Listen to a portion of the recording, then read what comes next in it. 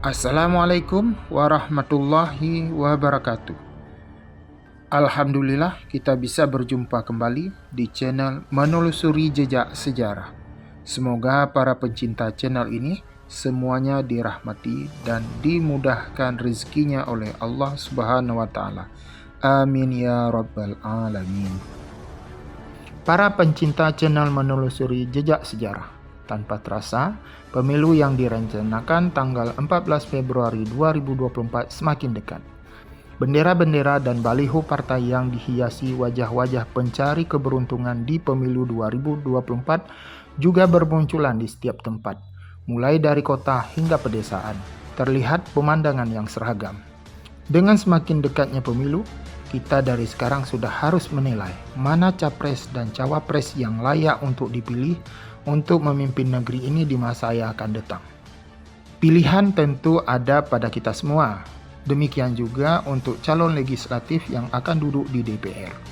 Semakin dekat dengan pelaksanaan pemilu 2024, berarti masa jabatan Presiden Jokowi yang sudah berjalan 2 periode akan segera berakhir.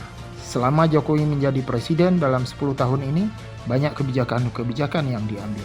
Namun kebijakan-kebijakan yang diambil tidak semuanya disukai oleh masyarakat karena dianggap kebijakannya buruk dan merugikan sebagian masyarakat Indonesia. Apa saja kebijakan Presiden Jokowi yang dianggap buruk dan merugikan sebagian masyarakat Indonesia? Marilah kita simak bersama.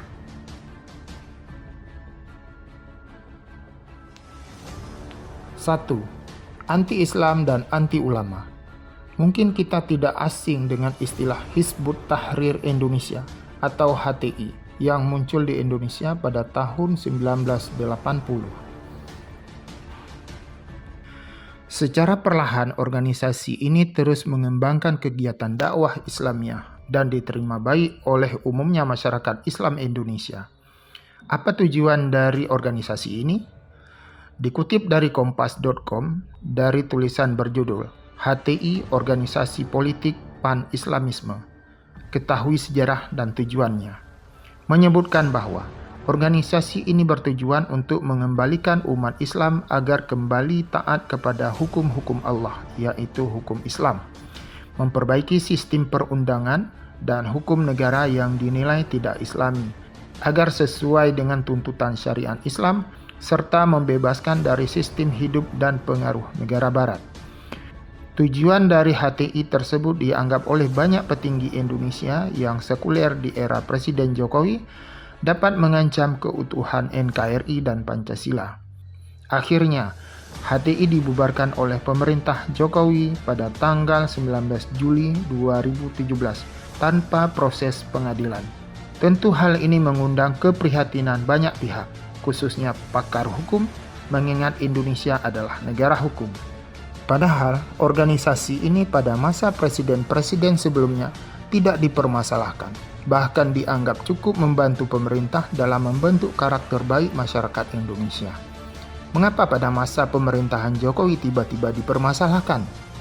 Tentu hal ini tidak terlepas dari dampak berkembangnya Islamofobia dan anggapan orang Islam adalah teroris yang dikembangkan oleh pihak-pihak anti-Islam, khususnya di Eropa dan Amerika. Pembubaran HTI tentu menimbulkan pro dan kontra di kalangan masyarakat Indonesia, sekaligus kecurigaan kepada pemerintah Jokowi.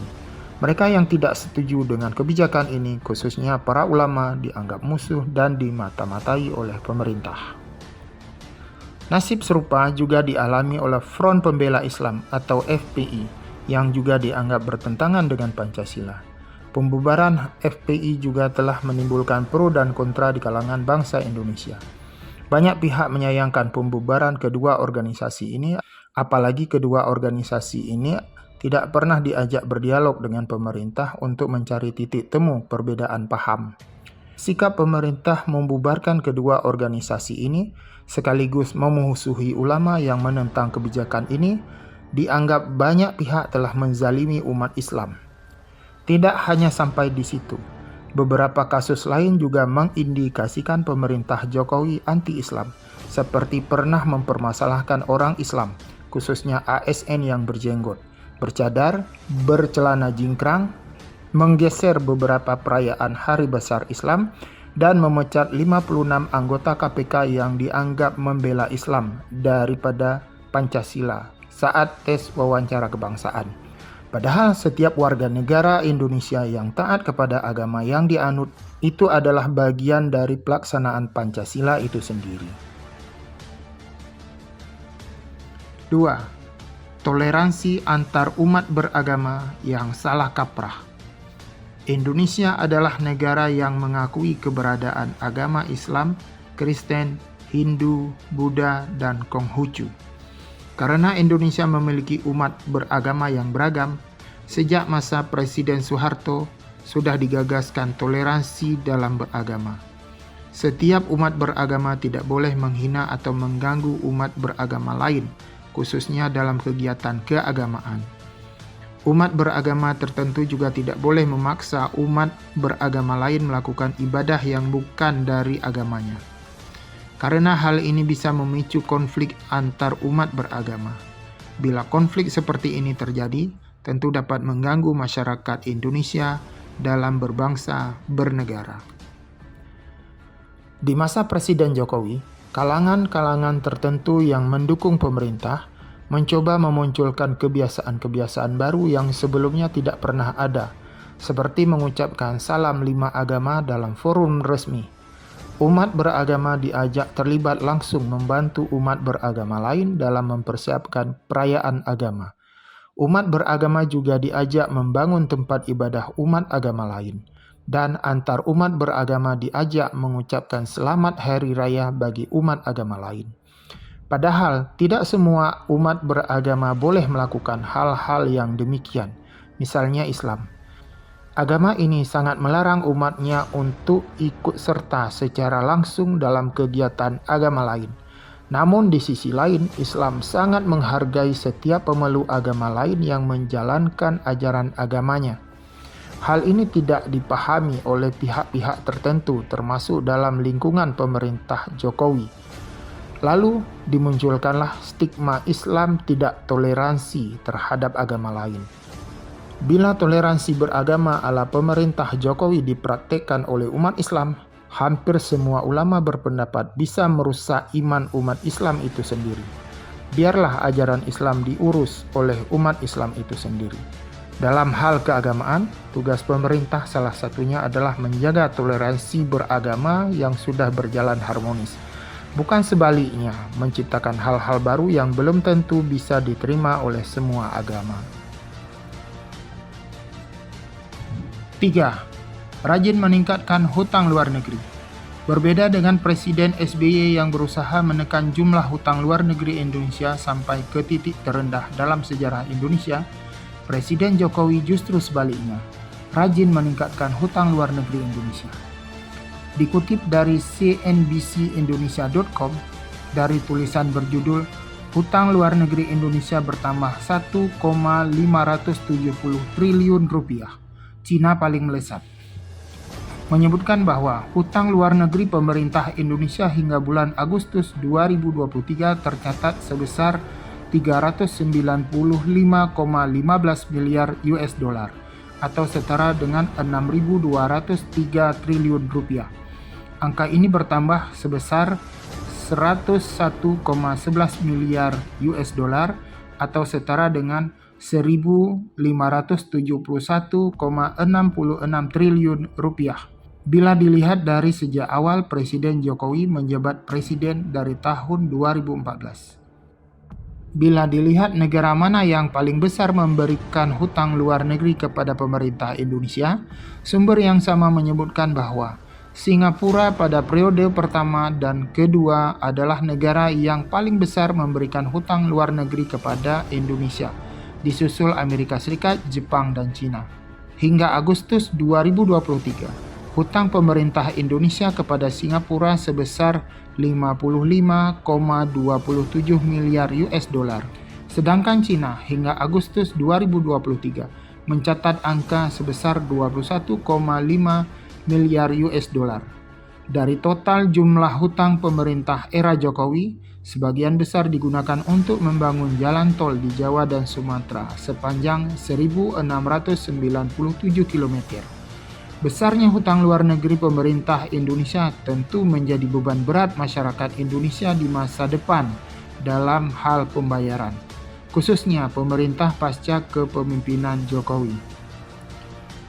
Di pihak lain, besarnya hutang pemerintah Indonesia membuat bangsa Indonesia semakin bergantung kepada pihak asing. Dengan begitu, pihak asing akan semakin mudah menekan pemerintah Indonesia untuk kepentingan mereka. Ujung-ujungnya, kepentingan rakyat juga ikut tertekan oleh kepentingan asing. 4.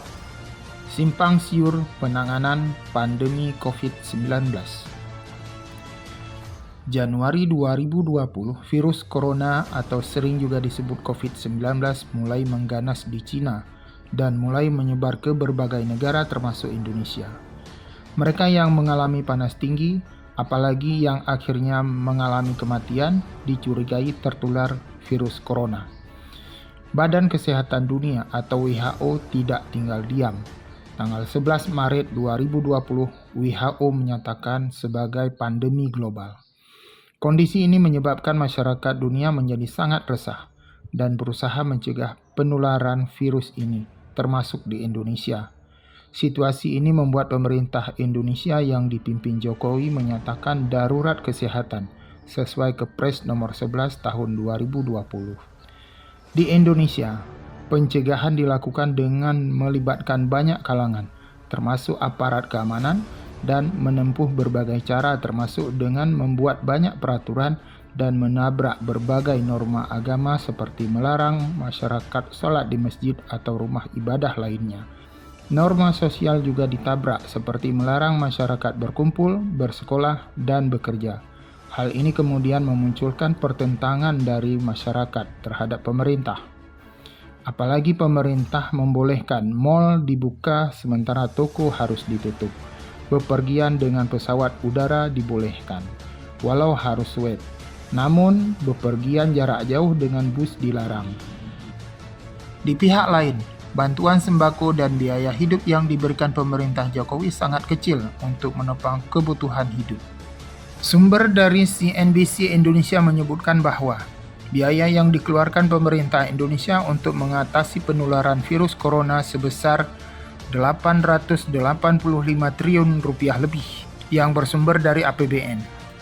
Dengan dana yang cukup besar dan pemberlakuan berbagai peraturan untuk menghambat penularan virus corona, ternyata menjadi berkah tersendiri bagi pihak tertentu yang sudah terbiasa berperilaku nakal. Bagaimana tidak, dana yang cukup besar untuk mencegah penularan virus sering dimanfaatkan oleh oknum petugas kesehatan yang nakal dengan mengcovidkan orang-orang yang tidak tertular. Dengan begitu, dia akan mendapatkan uang jasa dari setiap pasien yang dinyatakan positif.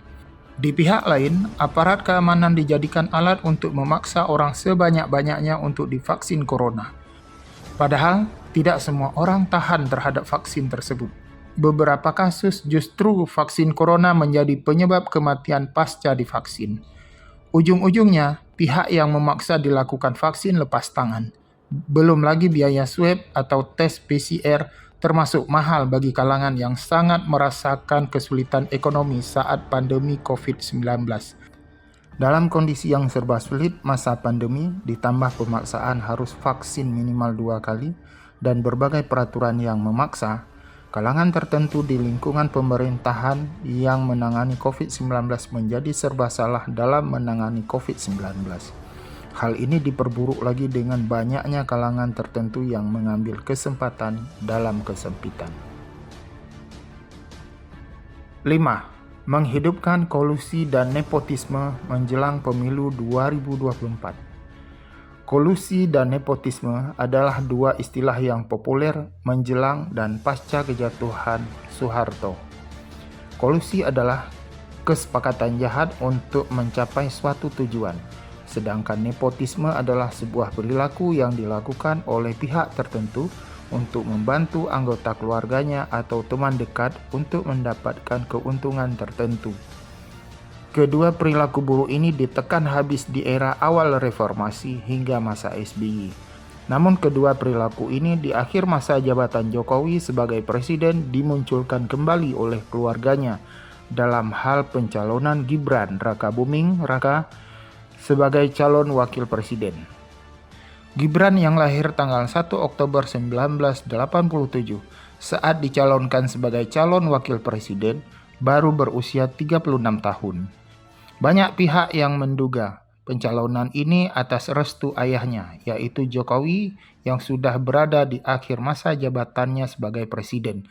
Hal ini dikuatkan oleh pernyataan Jokowi usai membuka apel Hari Santri 2023 pada tanggal 22 Oktober 2023 di Surabaya, yang mengatakan bahwa orang tua hanya mendoakan dan merestui. Lantas, mengapa hal ini ditentang oleh banyak pihak, khususnya para praktisi hukum dan politikus? Apa yang salah?